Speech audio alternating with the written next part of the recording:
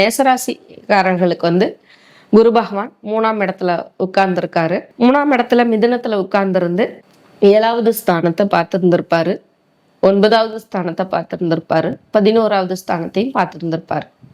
இப்போ நடப்புல வந்து பார்த்தீங்கன்னா மிதுனத்திலிருந்து குரு பகவான் பயிற்சியாகி கடக வீட்டுக்கு வந்திருக்காரு.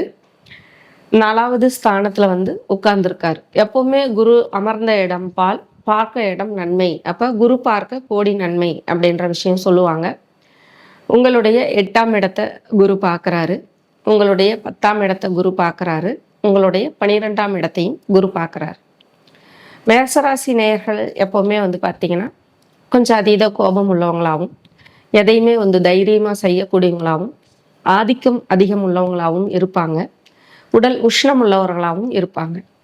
ஸோ இந்த மாதிரியான அமைப்பு இருக்கக்கூடிய மேசராசி நேயர்களுக்கு கடந்த வருஷங்களில் திருமணம் சார்ந்த விஷயம் நல்லா நடக்கக்கூடிய அமைப்பு, தொழில் அபிவிருத்தி விஷயம், வேலை விஷயம், இந்த மாதிரியான விஷயங்கள்லாம் கிடைச்சிருக்கும். 7.5 சனி இப்போ வந்துட்டாரு. 7.5 சனி வந்து விரய சனியாக நடந்துட்டு இருக்காங்க. 7.5 நாட்டு சனியில் விரய சனி 2.5 வருஷங்கள் நடக்குது. இந்த 7.5 வருஷ சனி பகவானில் 2.5 வருஷம் விரய சனியாகவும், 2.5 வருஷம் ஜென்ம சனியாகவும், 2.5 வருஷம் பாத சனியாகவும் பிரித்து அவர் வந்து வழி நடத்திட்டு போவார்.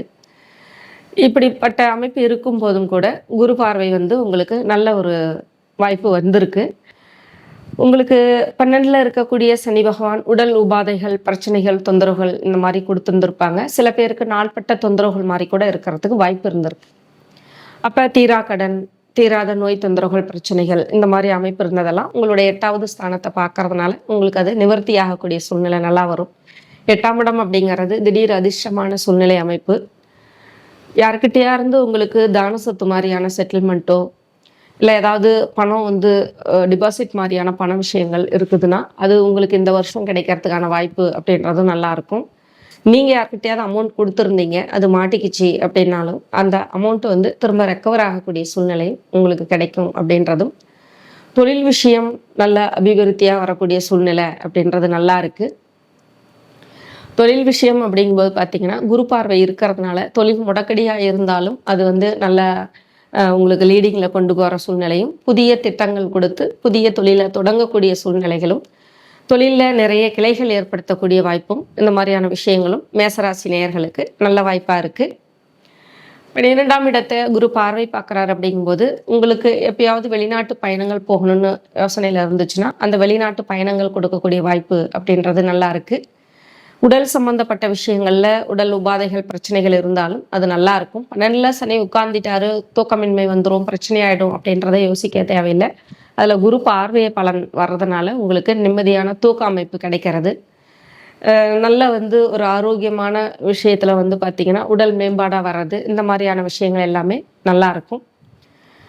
6வது ஸ்தானத்தை வந்து சனி பகவான் பார்க்குறாரு அப்படிங்கும்போது கடன் சம்பந்தப்பட்ட விஷயங்கள் கொஞ்சம் நீடிக்கக்கூடிய சூழ்நிலை வரும். அதை வந்து சுப கடனாக மாற்றி விரைய செலவுகளாக இருந்தாலும் சரி, அதை விரைய சுப விரயங்களாக மாற்றக்கூடிய வாய்ப்பு அப்படின்றது இருக்குது.